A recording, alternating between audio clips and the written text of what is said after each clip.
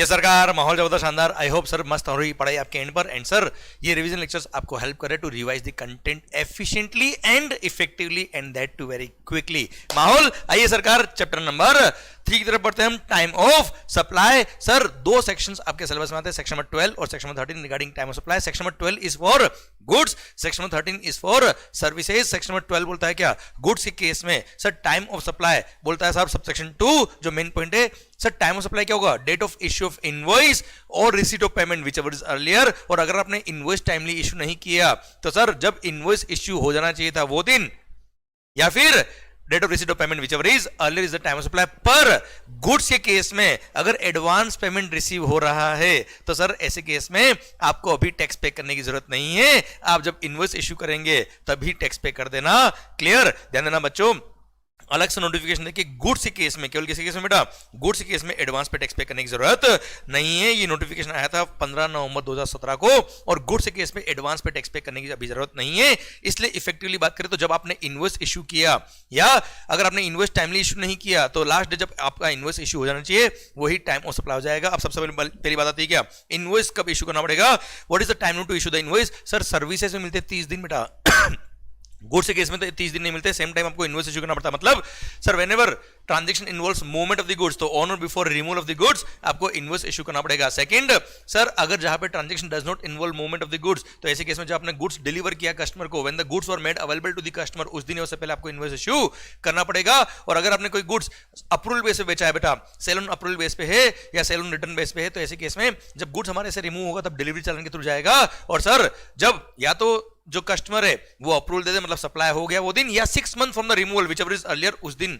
आपको invoice issue करना पड़ेगा और वही दिन टाइम ऑफ सप्लाई हो जाएगा बेटा। और अगर कंटिन्यूस सप्लाई ऑफ गुड्स से, पहली बात तो कंटिन्यूस सप्लाई ऑफ गुड्स क्या होता है बच्चों, अगर if the any of the goods are supplying continuously, sir यहां किसी वायर के थ्रू, किसी केबल के थ्रू, किसी पाइपलाइन के थ्रू कंटिन्यूस गुड्स सप्लाई कर रहे हो तो और ऐसे केस में क्या होता है बेटा, सप्लायर और रेसिपिएंट दोनों आपस में कॉन्ट्रैक्ट करते हैं और यहां पर या तो सप्लायर पीरियडिकली अपना स्टेटमेंट ऑफ अकाउंट भेज देगा, क्लियर, अगर वो भेज रहा है तो उस दिन उतने अमाउंट का इनवॉइस इशू करना पड़ेगा, क्लियर, या फिर रेसिपिएंट टाइमली सर एक अमाउंट फिक्स करके सर टाइमली पेमेंट करता जाएगा सप्लायर को टुवर्ड्स सप्लाई ऑफ गुड्स, तो जब जब वो पेमेंट करेगा तब तब उतने उतने अमाउंट का इनवॉइस इशू करना पड़ेगा सप्लायर को, और वही रेस्पेक्टिव डेट क्या हो जाएगी बच्चा, टाइम ऑफ सप्लाई हो जाएगी। और सर कंटिन्यूस सप्लाई खत्म होने के बाद में सर लास्ट में जब अकाउंट सेटलमेंट करेंगे, जब हिसाब करेंगे तो बचा हुआ अमाउंट जो होगा उसके जो पेमेंट करेगा या जब हिसाब फाइनल हो जाएगा उस दिन रिमेनिंग अमाउंट का इनवॉइस इशू कर देगा supplier. This is the time to issue the invoice in respect of goods. आइए सरकार ये हमने सेक्शन में 12 सबसेक्शन 2 पढ़ा,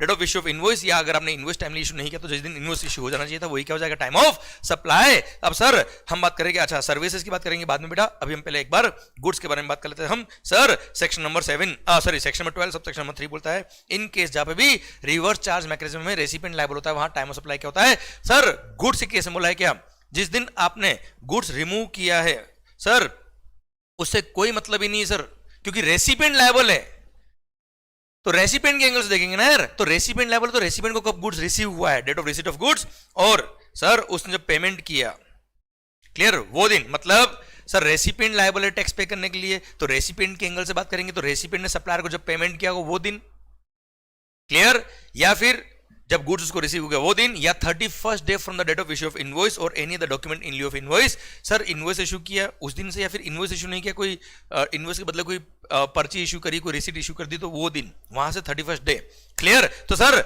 इन तीनों में से whichever is earliest जो होगा that will be the time of supply। तो सर आई रिपीट, रेसिपिएंट जब लायबल होता है रिवर्स चार्ज मैकेनिज्म में वहां पे रेसिपिएंट लायबल होगा, रेसिपिएंट के एंगल से देखेंगे, रेसिपिएंट के एंगल से देखेंगे तो 31st day from the date of issue of invoice और any other document in lieu of invoice, या फिर date of receipt of goods, या फिर जिस दिन रेसिपिएंट ने सप्लायर को पेमेंट किया, क्लियर, whichever is earliest। अच्छा अब रेसिपिएंट ने सप्लायर को पेमेंट कब किया, कब मानेंगे बेटा, सर या तो उसने अपने बुक्स ऑफ अकाउंट्स में एंट्री पास कर दी रिगार्डिंग पेमेंट, या फिर actual debit in the bank account whichever is earlier, वो मानते हैं क्या, date of making payment to the supplier, clear. अब इन तीनों में से whichever earlier जो होगा that will be the time of supply. और हाँ इन तीनों इवेंट्स अगर टाइम ऑफ सप्लाई नहीं आ रहा है तो रेसिपिएंट ने अपने बुक्स में जब ट्रांजैक्शन रिकॉर्ड किया होगा वही दिन क्या हो जाएगा, टाइम ऑफ सप्लाई हो जाएगा।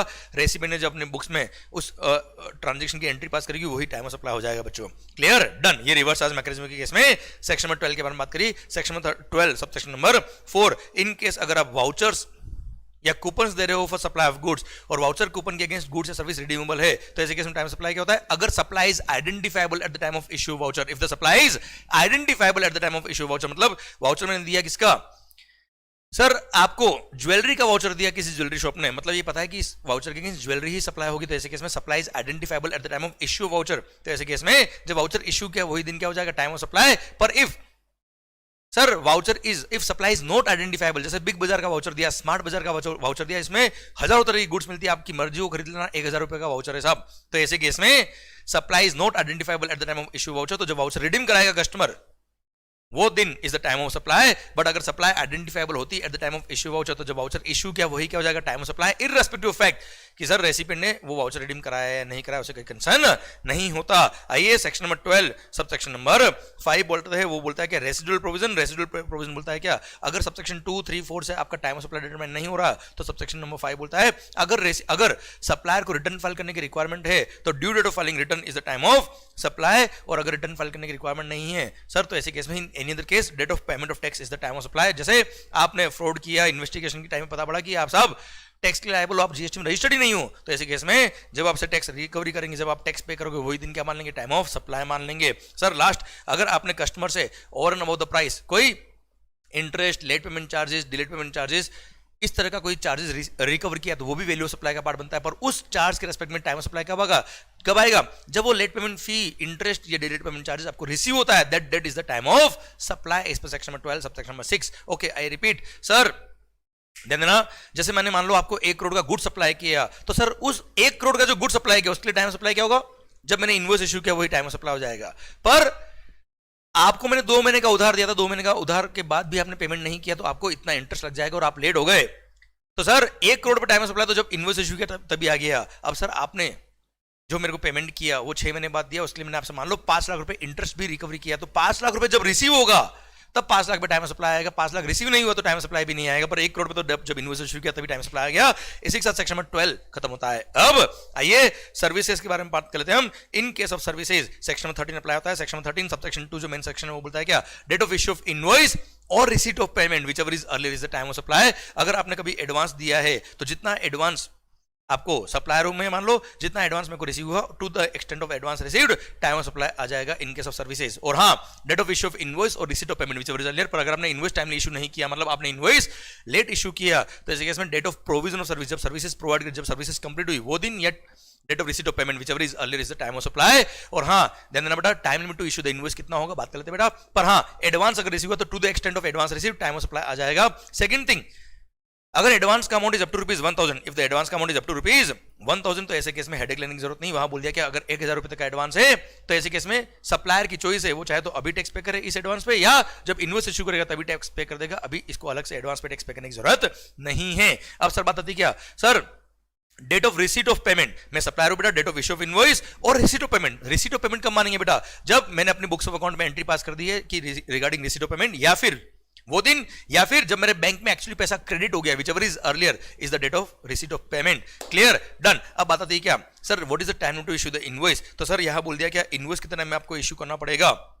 सबसे पहली बात, sir invoice is required to be issued in case of services 30 days. जिस दिन सर्विसेज प्रोवाइड की date of provision of service और date of completion of service है, 30 दिन के अंदर आपको इनवॉइस इशू करना पड़ेगा। पर in case of insurance company, banking company, financial institution including NBFC, invoice is required to be issued within 45 days. Within 45 days के अंदर आप इनवॉइस इशू कर सकते हो। अगर आपने 45 डेज में इनवॉइस इशू कर दिया इन केस में, तो इनवॉइस और payment whichever is earlier, नहीं तो completion of payment whichever is earlier will be the time of supply. और हाँ ध्यान देना बेटा, सर गवर्नमेंट चाहे तो कुछ सेक्टर को नोटिफाई कर सकती है, जैसे उन्होंने बताया क्या, सर इन केस अगर आपने ये रहा insurance company, banking company, financial institution including NBFC, telecom sectors और नोटिफाइड सप्लायर ऑफ सर्विसेज, इन्होंने अगर अपने ही डिस्ट्रिक्ट पर्सन को सर्विसेज दी है तो ये क्वार्टरली, चाहे तो क्वार्टर खत्म होने से पहले जो क्वार्टर में सर्विसेज दी उसके लिए एक ही इनवॉइस इशू कर दे, क्वार्टर खत्म होने से पहले चलेगा, कोई दिक्कत वाली बात नहीं है। प्लस अब लास्ट पॉइंट बढ़ता है क्या, इन case of continuous supply of service invoice कब इशू करना पड़ता है। पहली बात तो कंटिन्यूस सप्लाई ऑफ सर्विस क्या होती है बेटा, any service which is provided continuously और कॉन्करेंटली और recurrently for a continuous period exceeding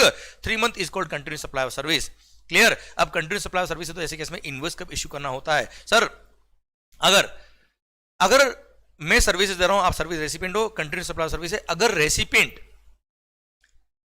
को पेमेंट करने का ड्यू डेट फिक्स है बेटा, जैसे टेलीकॉम कंपनी में क्या होता है बेटा, पोस्टपेड कनेक्शन केस में due date of making payment fix होता है बेटा, तो due date of payment fix अगर है तो उस दिन या उससे पहले बिल इशू करना पड़ेगा। सेकंड, अगर कोई इवेंट ऐसा हो रहा है जिसके होने पर रेसिपिएंट पे लायबिलिटी आएगी for making payment to the supplier, तो वो जब इवेंट होगा उस दिन या उससे पहले उतने अमाउंट के लिए इनवॉइस इशू करना पड़ेगा सप्लायर को। और थर्ड, अगर ऐसा कोई फिक्स नहीं, ना ड्यू डेट फिक्स है ना ऐसा कोई इवेंट फिक्स है, तो ऐसे केस में जब जब रेसिपिएंट सप्लायर को पे करेगा तब तब उतने अमाउंट का इनवॉइस इशू करना पड़ेगा सप्लायर को सर रेसिपिएंट के लिए बेटा। ये होता है date of issue of invoice. अब सर आपने टाइमली बिल इशू कर दिया तो date of issue of invoice और receipt of payment whichever is earlier, नहीं तो कंप्लीशन ऑफ सर्विस मतलब प्रोविजन ऑफ सर्विस और receipt of payment whichever is earlier is the time of supply. पर अगर इनसे टाइम ऑफ सप्लाई अजटेंड नहीं हो पाता तो ऐसे केस में जिस दिन रेसिपिएंट ने अपने बुक्स में ट्रांजैक्शन रिकॉर्ड किया है सर वही दिन क्या हो जाएगा, टाइम ऑफ सप्लाई हो जाएगा। क्लियर, डन सरकार। ये था क्या सेक्शन में 13 सब सेक्शन में 2 जो सबसे इंपॉर्टेंट सेक्शन होता है सर्विसेज के लिए बच्चों। अब बात आती है क्या जहां पे भी रिवर्स चार्ज मैकेनिज्म में लायबिलिटी आती है रेसिपिएंट पर, तो सर हमने गुड्स के केस में पढ़ा था क्या 31st day from the date of issue of invoice और any the document, sir second date of receipt of goods, और थर्ड जिस दिन उसको रेसिपिएंट ने पेमेंट कर दिया सप्लायर को व्हिचएवर इज अर्लीस्ट। पर यहां पर क्या है बेटा 61st day from the date of issue of invoice और any the document in lieu of invoice, या फिर जिस दिन रेसिपिएंट ने सप्लायर को पेमेंट कर दिया whichever is earlier is the time of supply recipient के एंगल से। सर आई रिपीट सर जब सर वापस बात कर रहा हूं, रेसिपिएंट अगर सप्लायर को पे करता है तो सप्लायर को पे करता है कब मानेंगे बेटा, date of entry in the books of account और debit in the bank account whichever is earlier is the date of making payment, या फिर 61st day from the date of issue of invoice और any the document in lieu of invoice whichever is earlier is the time of supply in case अगर services के case में reverse charge mechanism लगता है तो। और हां अगर सर इन दोनों पैरामीटर से टाइम ऑफ सप्लाई नहीं आ रहा तो जब रेसिपिएंट ने अपने बुक्स में ट्रांजैक्शन रिकॉर्ड किया वही क्या हो जाएगा, टाइम ऑफ सप्लाई। और अगर supplier of service and recipient of service दोनों कौन है, एसोसिएटेड एंटरप्राइजेज है। इंपोर्ट ऑफ सर्विसेज अगर आपने रेसिपिएंट ने इंपोर्ट करी सर्विसेज कहां से, एसोसिएटेड एंटरप्राइज से करी, तो वहां 61st डे का इंतजार नहीं करेंगे। ऐसे केस में इंपोर्ट ऑफ सर्विस में हमेशा रिवर्स आ सकता है। अब रेसिपिएंट और सप्लायर सर दोनों सिंस एसोसिएटेड एंटरप्राइज है तो ऐसे केस में रेसिपिएंट पे लायबिलिटी रिवर्स चार्ज मैकेनिज्म में टैक्स पे करने के लिए टाइम ऑफ सप्लाई क्या होगा, जिस दिन रेसिपिएंट ने सप्लायर को पेमेंट किया वो दिन या अपने बुक्स में वो ट्रांजैक्शन रिकॉर्ड किया वो whichever is earlier 61st day का इंतजार नहीं करेंगे। क्लियर, ये था आपका सेक्शन नंबर 13 सब सेक्शन नंबर 3। आइए सेक्शन नंबर 13 सब सेक्शन नंबर 4 वाउचर कूपन के केस में बोलता है क्या, सेम। अच्छा सबसेक्शन, अब सबसेक्शन नंबर 4 5 6 एब्सोल्युटली सेम है, भले गुड्स का और सर्विसेज का ऊपर मैं रिपीट कर रहा हूं वापस है सर, जो गुड्स से पढ़ा था वही प्रोविजन है, कोई चेंज नहीं है। सर सर्विसेज के केस में बोल दिया क्या, अगर सर्विस का कूपन दिया supply is identifiable at the time of issue voucher तो डेट ऑफ इश्यू वाउचर ही टाइम ऑफ सप्लाई हो जाएगा। But if supply is not identifiable at the time of issue voucher तो जब वाउचर आप redeem कराओगे वही दिन क्या हो जाएगा, टाइम ऑफ सप्लाई हो जाएगा। Clear, done. पर सर अगर supply is identifiable at the time of issue voucher तो वाउचर रिडीम हो ना हो सर सर ध्यान देना बेटा, सप्लाई अगर आइडेंटिफाइबल है जब वाउचर आपने इश्यू किया वही टाइम ऑफ सप्लाई हो जाएगा, भले रेसिपिएंट वाउचर रिडीम कराए या ना कराए। रेसिडुअल केस सर सबसेक्शन 2 3 4 से अगर टाइम सप्लाई नहीं निकल रहा है तो ऐसे केस में अगर रिटर्न फाइल करने की रिक्वायरमेंट है तो due date of filing return is the time of supply, नहीं in any other case date of making payment of tax by the supplier, जब पेमेंट करेगा टैक्स का गवर्नमेंट को वही दिन क्या हो जाएगा, time of supply. Subsection number 6 अगर आपने कस्टमर से delayed payment charges, late payment fee, interest या इस तरह का कोई चार्जेस लिया फॉर लेट पेमेंट तो ऐसे केस में वो भी वैल्यू ऑफ सप्लाई का पार्ट बनता है, तो वो portion of payment late payment fee वाला जब रिसीव होगा वो टाइम ऑफ सप्लाई आ जाएगा। मान लो मैंने सर्विसेज सप्लाई करी 1 करोड़ की, तो 1 करोड़ की टाइम सप्लाई तो date of issue of invoice और receipt of payment whichever is earlier से टाइम ऑफ सप्लाई आ जाएगा। पर उसके लिए जो इंटरेस्ट आ रहा है बाद में अगर तो इंटरेस्ट जब रिसीव होगा वही टाइम ऑफ सप्लाई आएगा। भारत माता की जय। इसी के साथ ये टाइम ऑफ सप्लाई भी खत्म होता है। अब सर क्या लिखा है यहाँ पे देखो ध्यान से, आपके लिए कोई आपको तब तक नहीं हरा सकता जब तक तुम खुद से नहीं हार जाओ, इसलिए लगा दो पूरा दम, बनने वाला है माहौल जबरदस्त शानदार। Sir all the best guys, माहौल बनाइए इन लेक्चर्स को जितने भी सीए इंटरमीडिएट के स्टूडेंट्स है सीए में सब तक पहुंचा दीजिए माहौल के साथ। आई होप ये लेक्चर्स आपके लिए यूजफुल है, रिवीजन करने में मजा आ रहा है। सरकार ऑल दी बेस्ट, मस्त होके पढ़िए एंड कमेंट बॉक्स में माहौल का मैं इंतजार कर रहा हूं क्योंकि माहौल लिखते ही अपने में जो एनर्जी आती है वो आपको वापस मिलने वाली है। All the best, love you lot, take care, bye bye.